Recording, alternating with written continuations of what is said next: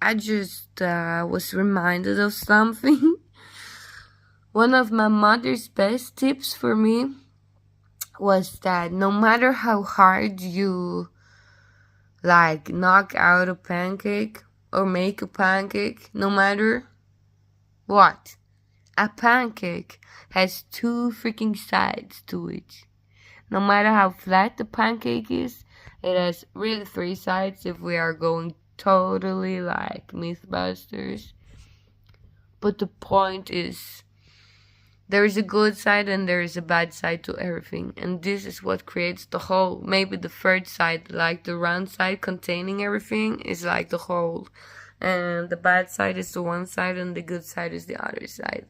I never got this as a child. I was just listening to nonsense from like the adults, thinking it was bullshit, but it was really, really wise. And now as a young adult, I'm realizing the value of these things, and I rather want to be virtuous in my spirit and containing treasures that I can bring inside of me forever than having a lot of things around me or owning a house or driving a fancy car or whatever. I couldn't care less. I just want to get all of these points inside my brains, my heart, my soul. Just learning them for reals. And I don't know what I can share on from that. I was a really naughty child. I didn't really mean to. There is always a reason. It doesn't need to be an excuse. And I have quite a few reasons, and there is quite a few excuses, but that's not my point right now. My point is, there is a positive and a negative side to everything, but there's also this wave frequency and stuff. But if you think that everything is hard, look at it as a circle and turn it around and see from evil there is a live.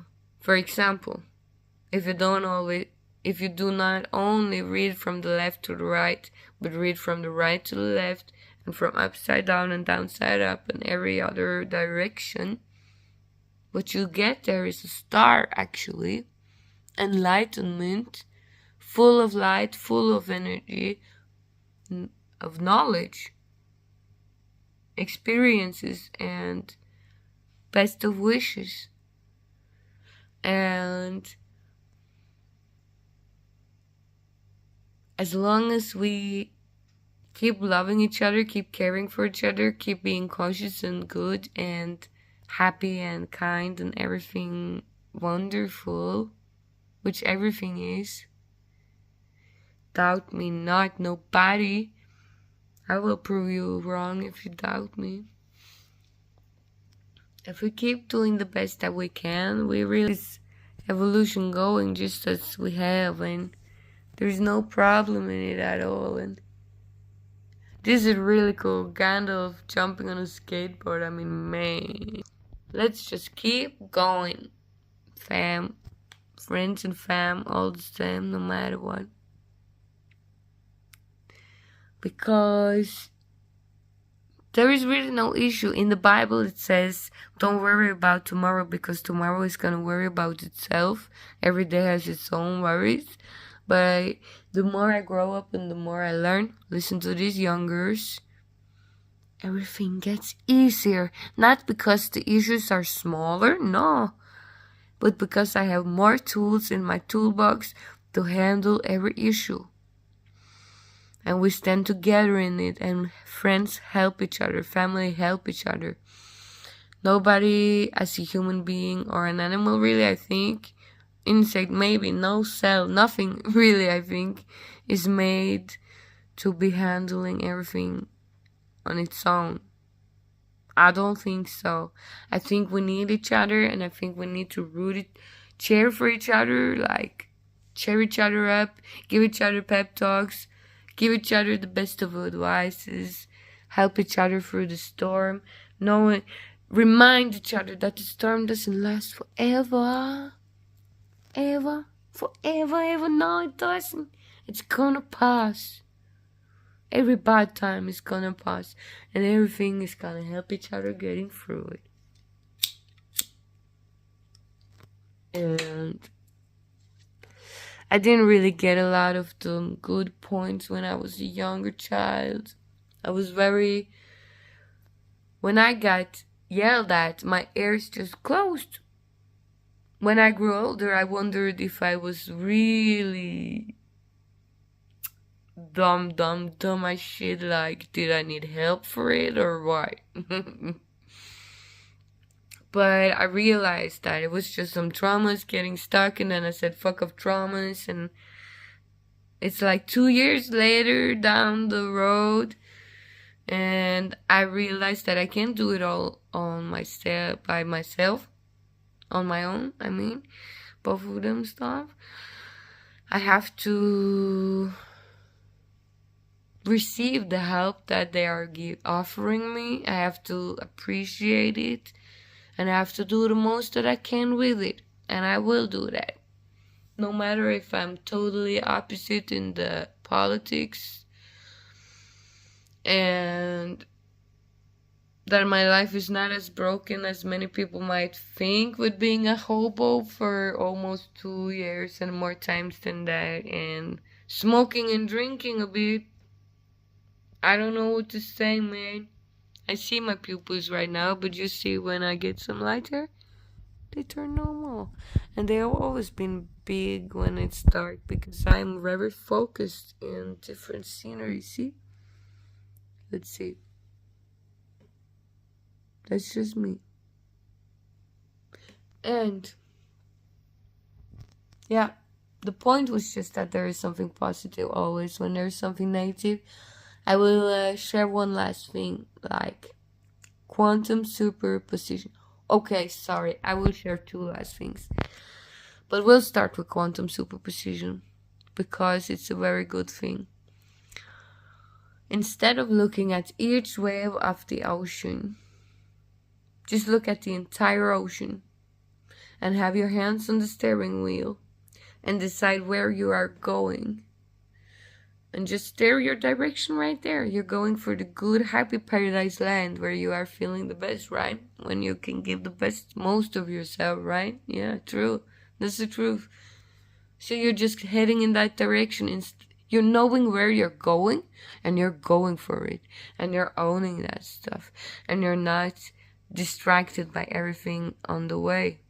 Like jealousy, insecurity, every other good friend of mine, but just like you're still your own frequency, your own energy. That's like a big task and a big test for us to manage. And if you can do that, you're a golden ass, man. And I think you should do that.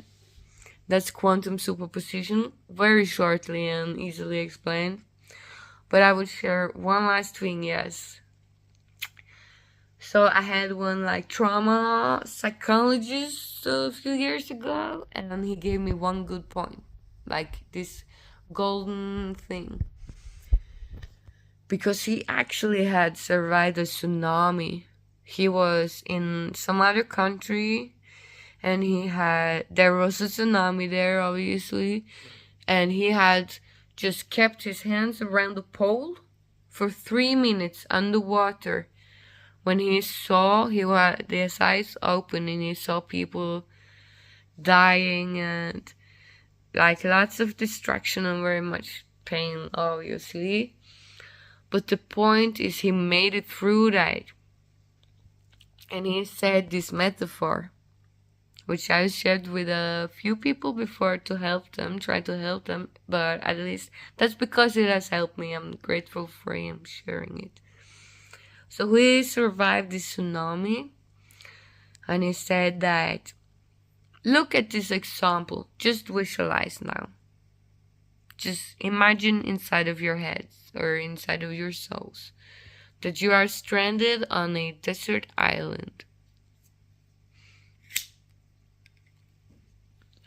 There you are on that desert island and you don't know what to do. You're like lost forever away from society. No phone, no nothing. But suddenly, to the coast comes a empty boat. It works all fine, there's no holes. You sit inside of it, you feel safe. So you decide to use this boat to get off this desert island. Who would not have done that? I think even monkeys, donkeys, if it was enough bugs, like 10,000 bugs as one being, they would do it. And when you get inside of this boat and you row it away from this desert island, you row it across the ocean and you try to get to the mainland. Well, when you come to the mainland, you're like, wow, I made it. I survived such a trip. Whoa, man. I could go get myself some pizza right now, but hey, you're back. You're safe. This, like, especially comes to drugs and anxiety or coping mechanisms, that is not the healthiest. This is not the same. Um, you would be eternally grateful for that showing up when you needed it the very most. You needed that boat to come to the desert island to bring you back to the mainland. Nobody can disagree with that. No matter what that boat is for you, it's different for everybody. If you were to carry that boat on your back for the rest of your life for being grateful for it saving your life, you would totally break your legs and you couldn't walk no more in your life. You catch my drift? This was my trauma psychologist's point a few years ago. That's why I really praised him a little bit over the top, maybe. But anyways, no harm done. But yeah, if you were stranded on a desert island, an empty boat showed up, you rowed it back to the mainland. You're so grateful to be alive. You're grateful for your life, but you would never carry that boat on your back for the rest of your life, breaking yourself. No. And no matter how flat you make a pancake, it has two sides. Do not just Okay, do not argue with an idiot, but do not just trust yourself above everyone, and do not just trust everyone else above yourself. Be in the middle, golden middle way. Just follow your intuition. That was a little bit of a mistake, but right here, solar plexus.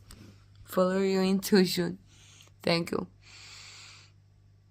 Best of wishes, always. Blessed be, Linis.